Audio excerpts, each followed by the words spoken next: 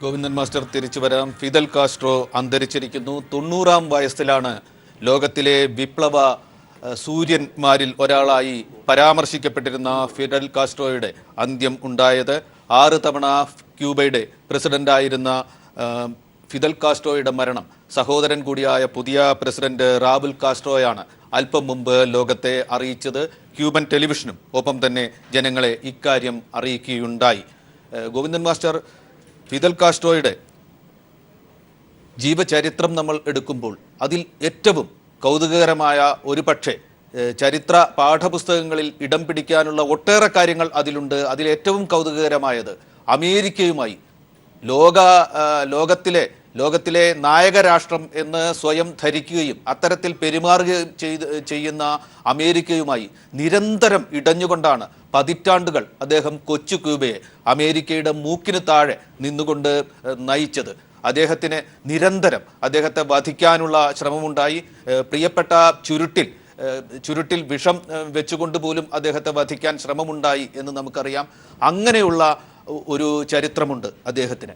അമേരിക്കയുമായി നിരന്തരം എതിർത്ത് നിന്നുകൊണ്ട് കൊച്ചു ക്യൂബയുടെ അതിജീവനത്തിനും വിജയത്തിനും വഴിയൊരുക്കിയ ആ ചരിത്രമുണ്ട്. അദ്ദേഹത്തിൻ്റെ ജീവചരിത്ര പുസ്തകങ്ങളിൽ പ്രേക്ഷകരെല്ലാവരും കണ്ടിട്ടുണ്ടായിരിക്കും. തിളങ്ങുന്ന നക്ഷത്ര കണ്ണുകളും ചെമ്പൻ രാശി കലർന്ന മുടിയുമുള്ള ഒരു കൊച്ചുകുട്ടിയായി ഫിദൽ ഇരിക്കുന്ന കാലം. ആ കാലത്ത് തന്നെ അദ്ദേഹം അന്നത്തെ അമേരിക്കൻ പ്രസിഡന്റിന് കൊച്ചുകുട്ടിയായിരുന്ന ഫിദൽ ഒരു കത്തെഴുതിയിട്ടുണ്ട്.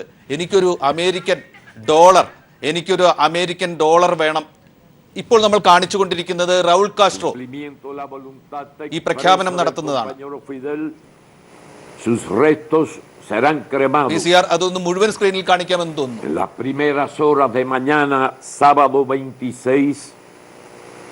La comisión organizadora de los funerales brindará a nuestro pueblo una información detallada sobre la organización del homenaje póstumo que se le tributará al fundador de la Revolución Cubana hasta la victoria, siempre.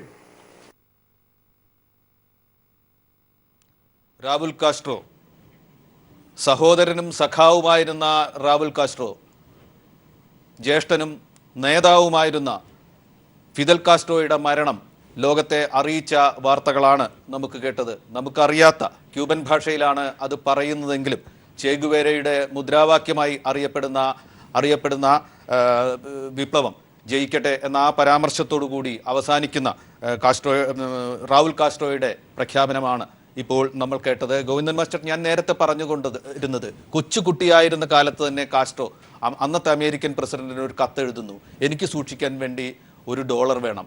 ഞാനിത് എഴുതുന്നത് ഇംഗ്ലീഷിലാണ്.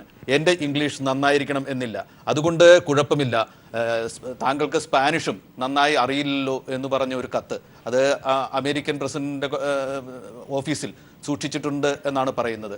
അത്തരത്തിലുള്ള ഒരു നേതാവ് എന്നും അമേരിക്കയോട് എതിർത്ത് നിന്നുകൊണ്ട് കൊച്ചു ക്യൂബയുടെ വിപ്ലവത്തിനും അതിൻ്റെ അതിജീവനത്തിനും നേതൃത്വം നൽകിയ ആ നേതാവ്, അമേരിക്കയുമായുള്ള ഫിഡൽ കാസ്ട്രോയുടെ ഇടപാടുകളെ താങ്കൾ എങ്ങനെയാണ് ഒരു ചരിത്ര അധ്യാപകൻ കൂടി എന്ന നിലയ്ക്ക് നോക്കിക്കാണുന്നത്?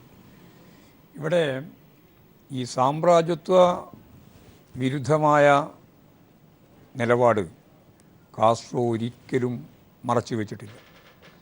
അത് ജീവിതത്തിൻ്റെ ആദ്യ ഘട്ടം മുതൽ അവസാന നിമിഷം വരെ ആ നിലപാട് തുടർന്നുകൊണ്ടിരിക്കുകയായിരുന്നു അദ്ദേഹം.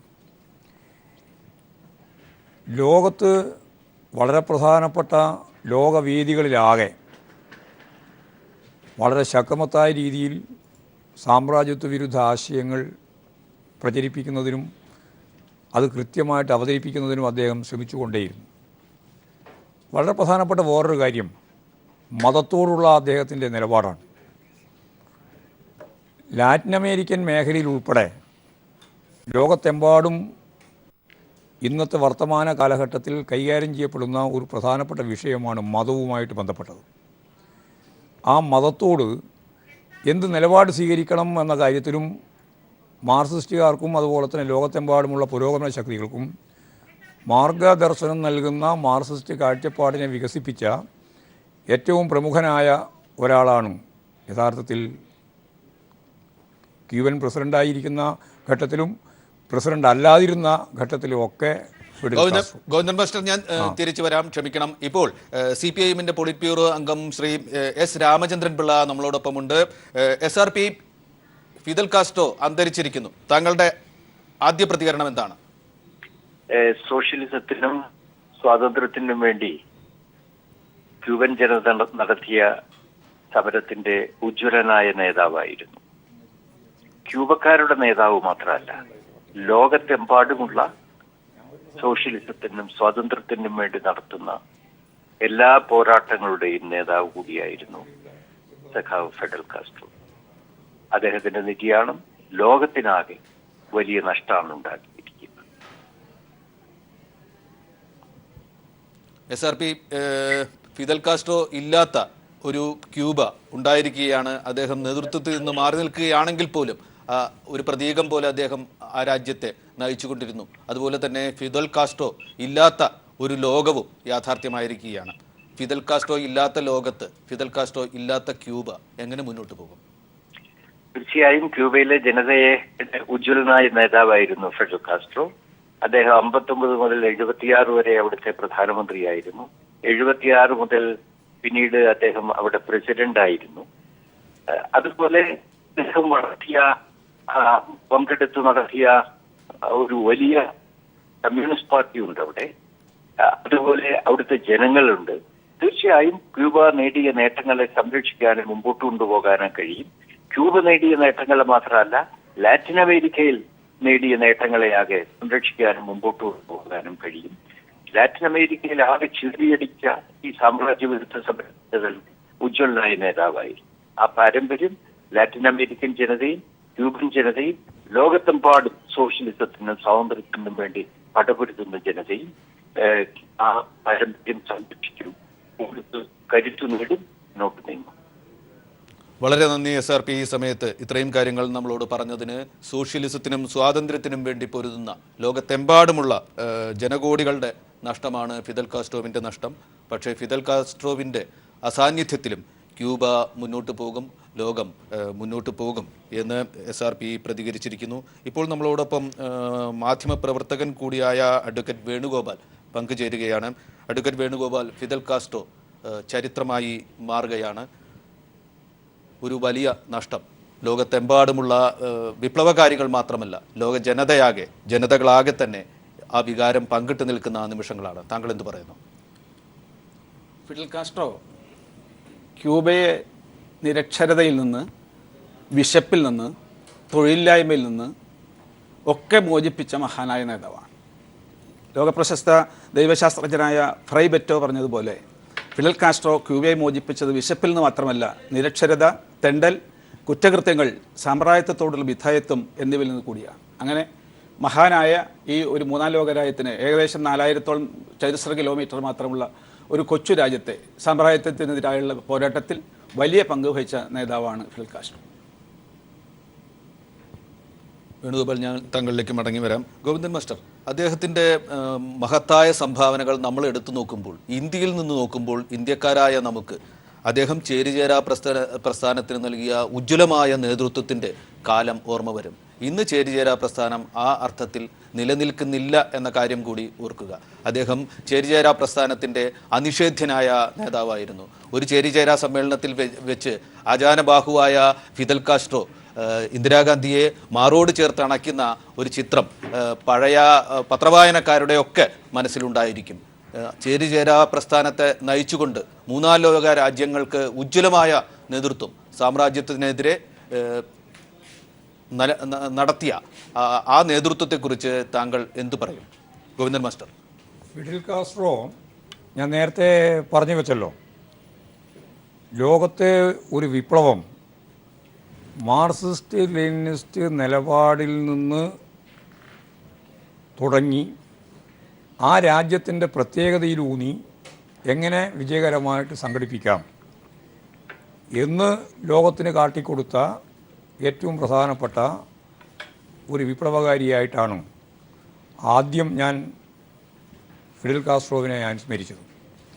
തുടർന്ന് ഇവിടെ ശ്രീ വേണുഗോപാലൻ പറഞ്ഞതുപോലെ രാജ്യത്തിലെ ജനതയുടെ ജീവിതത്തെ മാറ്റിമറിക്കുന്നതിന് വേണ്ടിയുള്ള നിരക്ഷര ഉൾപ്പെടെയുള്ള മുഴുവൻ കാര്യങ്ങളിലും സർവ്വതല സ്പർശിയായി തൊഴിലില്ലായ്മ ഉൾപ്പെടെയുള്ള മേഖലയിൽ ഭക്ഷണം അതുപോലെ തന്നെ മറ്റെല്ലാ സൗകര്യങ്ങളും ലഭിക്കത്തക്ക രീതിയിൽ അതുപോലെ തന്നെ വളരെ പ്രധാനപ്പെട്ട ഒന്നായിരുന്നു ലോകോത്തരമായ ഡോക്ടർമാരെ വാർത്തെടുത്തുകൊണ്ട് ആരോഗ്യരംഗത്ത് ക്യൂബ നൽകിയിട്ടുള്ള സംഭാവന, അതിൽ ഫിഡൽ കാസ്ട്രോവിൻ്റെ സംഭാവന. അതുകൊണ്ടാണ് ഞാൻ ആദ്യം തന്നെ പറഞ്ഞത് സർവ്വതല സ്പർശിയായ മേഖലയിലാണ്.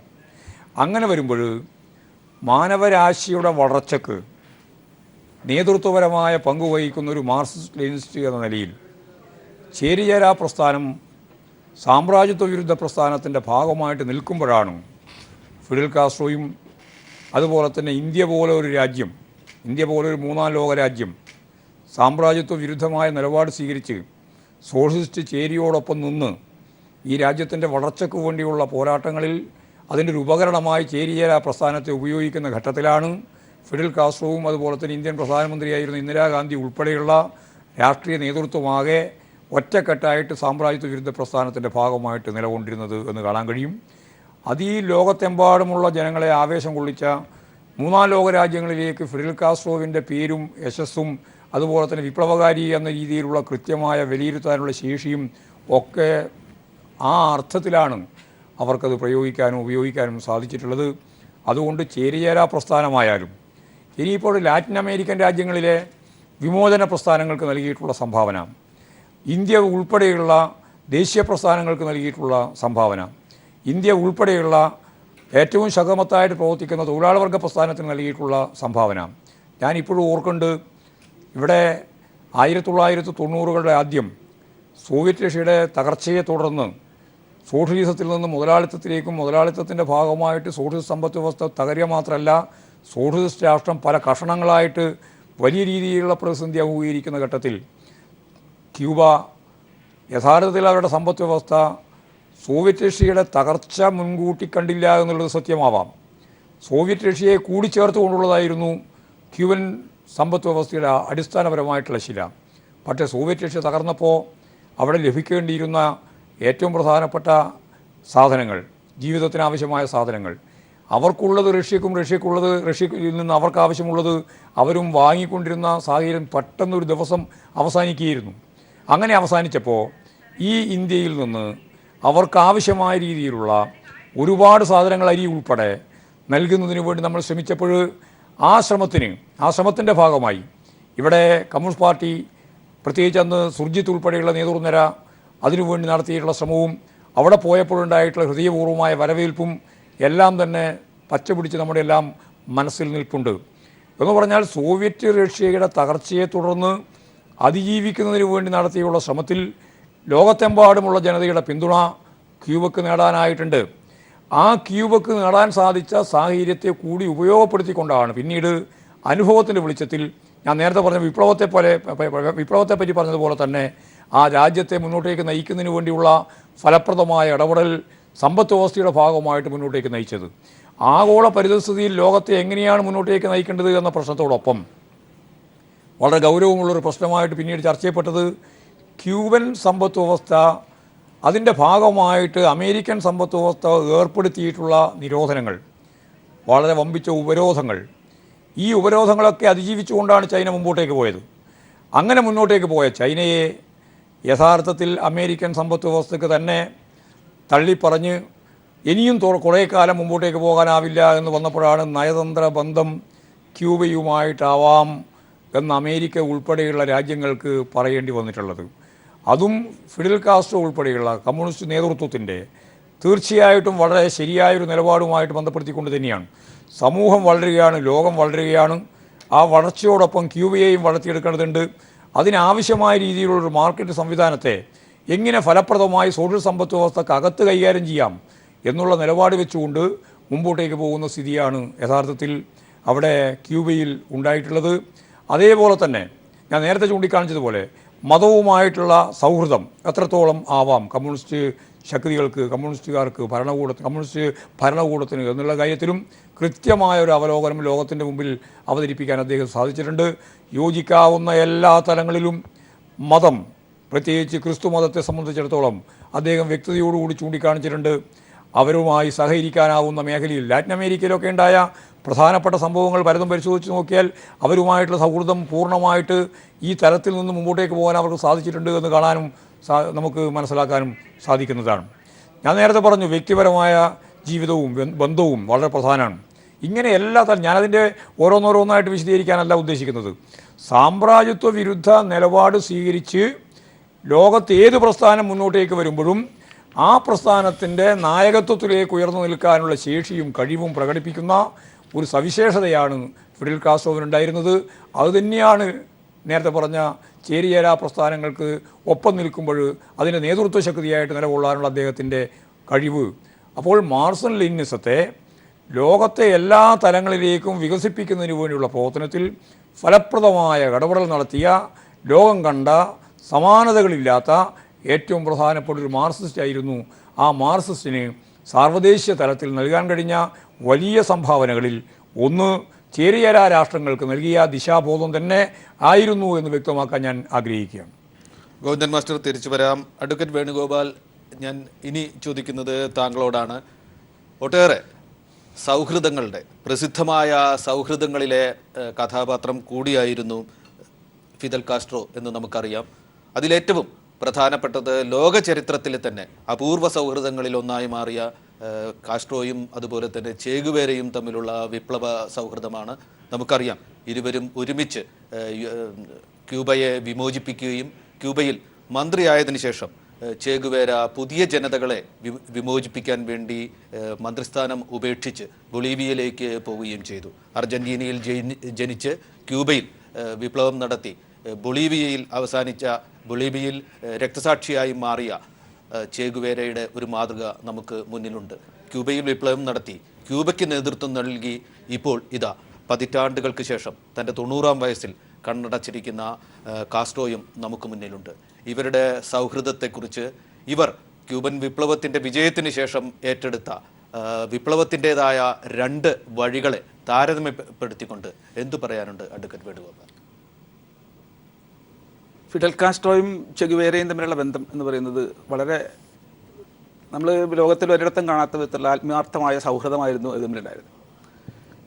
മറ്റൊരു നാട്ടിൽ നിന്ന് ആണ് ജനിച്ചത് എങ്കിൽ പോലും അവിടെ നിന്ന് ക്യൂബയിലെത്തുകയും ക്യൂബയിലെ വിപ്ലവത്തിന് വേണ്ടിയിട്ട് നേരിട്ട് പങ്കെടുക്കുകയും അങ്ങനെ പങ്കെടുത്തുകൊണ്ട് വിപ്ലവം വിജയിച്ചതിന് ശേഷം അവിടെ ധനകാര്യ വകുപ്പ് മന്ത്രിയായി അധികാരമേറ്റതിന് ശേഷം ചെഗുവേര കുറച്ചു കാലം ഭരണത്തിലിരുന്ന് അതിനുശേഷം വിപ്ലവത്തിന് വേണ്ടി വീണ്ടും ബൾഗേറിയയിൽ വിപ്ലവം സംഘടിപ്പിക്കുന്നതിന് വേണ്ടി പുറത്തു പോവുകയാണ് ചെയ്തത്.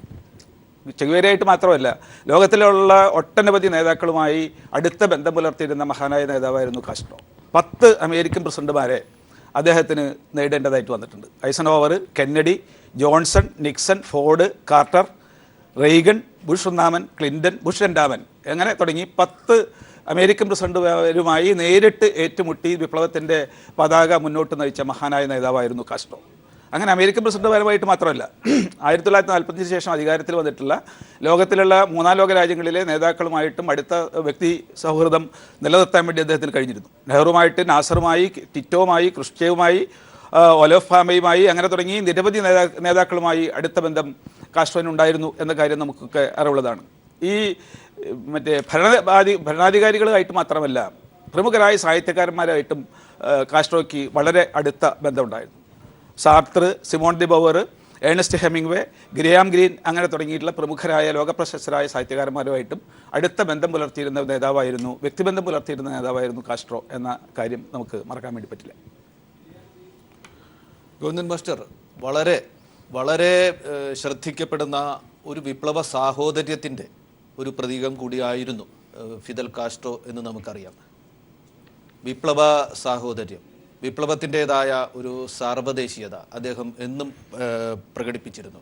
വിയറ്റ്നാമിൽ ഒരു യുദ്ധമുണ്ടാവുമ്പോൾ നമ്മളെല്ലാം ശ്രദ്ധിച്ചിട്ടുള്ള ആ യുദ്ധ ചിത്രത്തിലെ നാപ്പാം ബോംബിട്ടിട്ട് ഓടി വരുന്ന, നഗ്നയായി ജീവിതത്തിലേക്ക് ഓടി വരുന്ന കിം എന്ന പെൺകുട്ടി, ആ പെൺകുട്ടിക്ക് അഭയം നൽകിയത് ഫിദലിൻ്റെ ക്യൂബയാണ്. കിം പിന്നീട് വളർന്ന് കാനഡയിലേക്ക് രാഷ്ട്രീയ അഭയാർത്ഥിയായി പോയെങ്കിലും അന്ന് കിമ്മിനെ ഏറ്റെടുക്കുകയും വളർത്തുകയും ചെയ്തത് ക്യൂബയാണ്.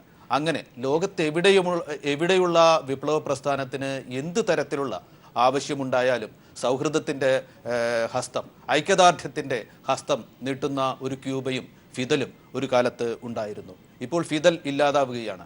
വിപ്ലവ സാഹോദര്യത്തിൻ്റെ, വിപ്ലവപരമായ സാർവദേശീയതയുടെ പുതിയ സാധ്യതകളിലേക്ക് വിരൽ ചൂണ്ടിക്കൊണ്ടുകൂടിയാണ് ഫിദൽ ഇപ്പോൾ ചരിത്രത്തിലേക്ക് മറയുന്നത്. ഫിദലിൻ്റെ ഈ വിപ്ലവ സാഹോദര്യത്തിൻ്റെ കാര്യങ്ങൾ ഇപ്പോൾ അനുസ്മരിക്കുകയാണെങ്കിൽ എന്തു പറയാനുണ്ട് ഗോവിന്ദൻ മാസ്റ്റർ? ഞാൻ നേരത്തെ സൂചിപ്പിച്ചതുപോലെ ഫിദലിൻ്റെ ഏറ്റവും പ്രധാനപ്പെട്ട ശേഷി, കഴിവ് എന്ന് പറയുന്നത് സാമൂഹ്യ വിപ്ലവത്തിന് സ്വയം സന്നദ്ധമായി സമർപ്പിച്ച ഒരു മനസ്സോടുകൂടിയാണ് അതിൻ്റെ തുടക്കം. അതിൻ്റെ ചരിത്ര വിജയമാണ് ക്യൂബൻ വിപ്ലവത്തിലൂടെ ലോകം ദർശിച്ചത്. ഈ ക്യൂബൻ വിപ്ലവത്തിന് ശേഷം അമേരിക്കൻ സാമ്രാജ്യത്തെ ഇവിടെ ചൂണ്ടിക്കാണിച്ചതുപോലെ തുടർച്ചയായിട്ട് വന്ന 10 പ്രസിഡന്റുമാരുൾപ്പെടെ എല്ലാവരും നടത്തിയിട്ടുള്ള പ്രതിരോധം ഒരു തരത്തിലും ക്യൂബയെ അനുവദിക്കില്ല, വളരാൻ സമ്മതിക്കില്ല എന്നും നൂറുകണക്കിന് പ്രാവശ്യം ഫിഡലിനെ വകവരുത്തുന്നതിന് വേണ്ടിയുള്ള ചാരപ്രവർത്തനത്തിലൂടെ കൊല്ലാനുള്ള ശ്രമമൊക്കെ നടത്തിയപ്പോഴും മനുഷ്യസ്നേഹിയായ ഒരു ഫിഡൽ കാസ്ട്രോവിനെയും മനുഷ്യസ്നേഹം മുറ്റി നിൽക്കുന്ന ഒരു രാജ്യം എന്ന നിലയിൽ ക്യൂബയെയും നമുക്ക് കാണാനാവും. ഗോവിന്ദ മാസ്റ്റർ ക്ഷമിക്കണം, മുതിർന്ന കമ്മ്യൂണിസ്റ്റ് ചിന്തകനായ ബെർലിൻ കുഞ്ഞനന്ദൻ നായർ ഇപ്പോൾ നമ്മളോടൊപ്പം പ്രതികരണം നൽകുന്നതിന് വേണ്ടി ടെലിഫോൺ ലൈനിൽ എത്തിയിട്ടുണ്ട്. ബെർലിൻ കുഞ്ഞനന്ദൻ നായർ, താങ്കൾ ഒട്ടേറെ രാജ്യങ്ങളിലെ കമ്മ്യൂണിസ്റ്റ് അനുഭവങ്ങൾ സ്വായത്തമാക്കിയ ഒരു ചിന്തകനാണ്. ഫിദൽ കാസ്ട്രോയെ ഈ ഘട്ടത്തിൽ എങ്ങനെ അനുസ്മരിക്കുന്നു? ഫിദൽ കാസ്ട്രോ അമേരിക്കൻ വൻകരയിലെ ആദ്യത്തെ സോഷ്യലിസ്റ്റ് റിപ്പബ്ലിക്കിന്റെ ക്യൂബയുടെ ആദ്യത്തെ പ്രസിഡന്റായിരുന്നു. അദ്ദേഹത്തെ വകവരുത്തുവാൻ അമേരിക്കൻ സാമ്രാജ്യത്വത്തിന്റെ ചാട്ടുളിയായിട്ടുള്ള CIA 120 തവണ, 200 എന്നും പറയുന്നുണ്ട്, അദ്ദേഹത്തെ വധിക്കുവാനുള്ള ഗൂഢ പരിശ്രമങ്ങൾ നടത്തി. അതെല്ലാം അതിജീവിച്ചുകൊണ്ട് ഫിഡൽ കാസ്ട്രോ 90-ാം വയസ്സ് വരെ ജീവിച്ചു.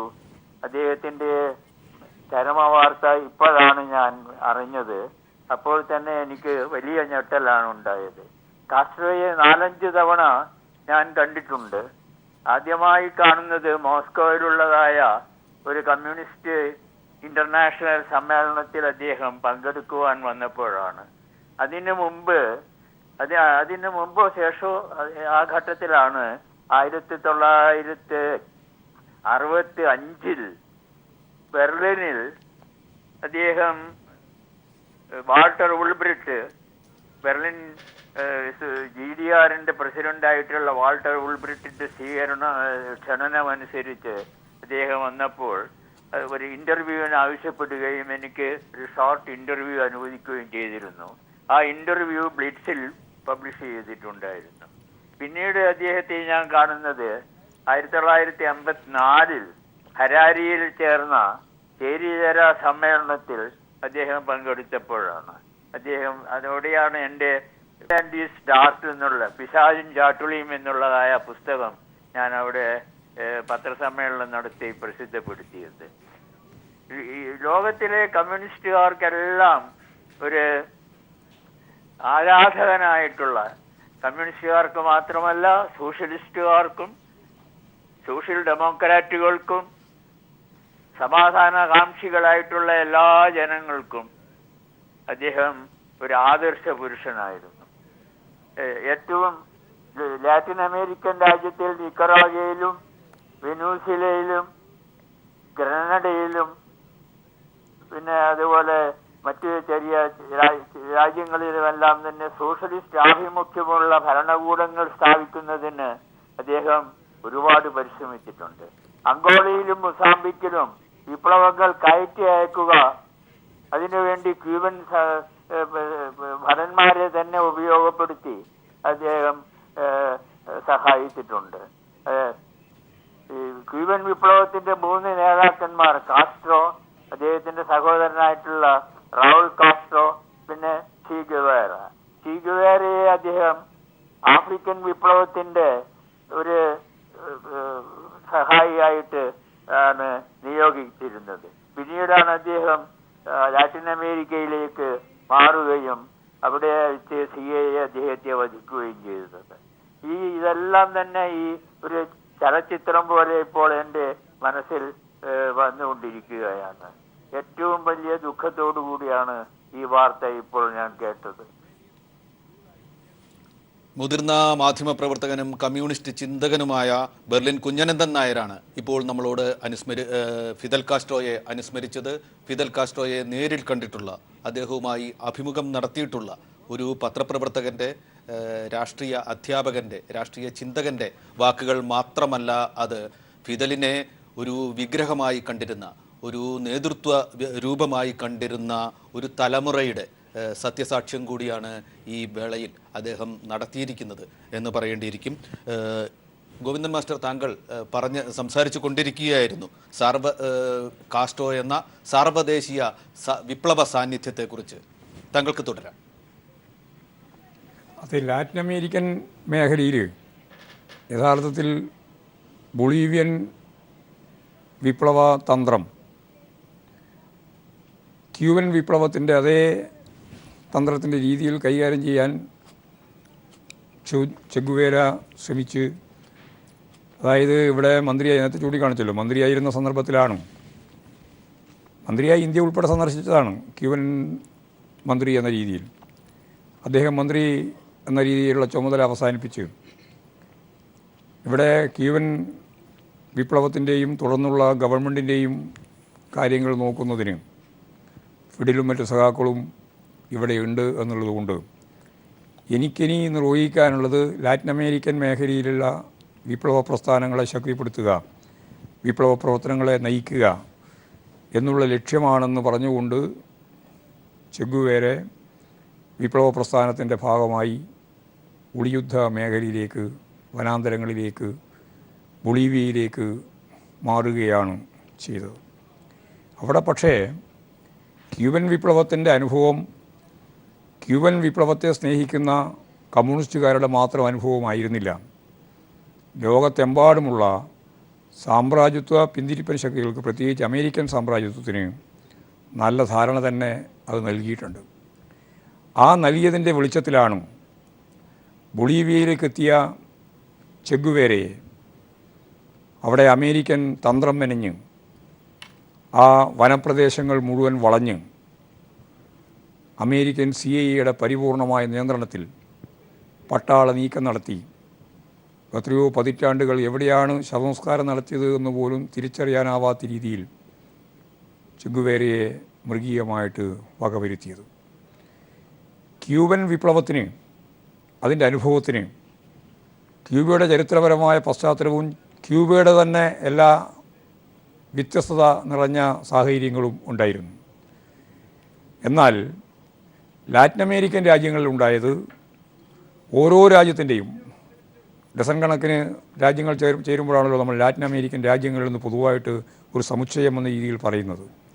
ആ രാജ്യങ്ങളിൽ വളരെ ശക്തമത്തായ രീതിയിലുള്ള ഒളിയുദ്ധങ്ങൾ നടക്കുന്ന, ഗറില്ല വാർ നടക്കുന്ന സന്ദർഭത്തിലും പിന്നീട് ജനാധിപത്യ സംവിധാനത്തിൻ്റെ ഭാഗമായിട്ട് ജനങ്ങൾക്ക് പാർലമെൻ്ററി സംവിധാനത്തെ ഉപയോഗിക്കാൻ കഴിയുന്ന സാഹചര്യത്തിൽ ഗറില്ല യുദ്ധമുറ അവസാനിപ്പിച്ച് ഏറ്റവും ശക്തമത്തായ പാർലമെൻ്ററി സംവിധാനത്തിലേക്ക് കടന്നു വരുന്ന സന്ദർഭത്തിലും അവിടെയെല്ലാം ലോകത്തെ മുഴുവൻ ആവേശം കൊള്ളിച്ച വിപ്ലവകാരികളുടെ ഊർജ സ്രോതസ്സായ ചുവന്ന നക്ഷത്രമായി പ്രഭാഷിക്കുകയായിരുന്നു ഫിഡൽ കാസ്ട്രോ എന്നത് സത്യമാണ്.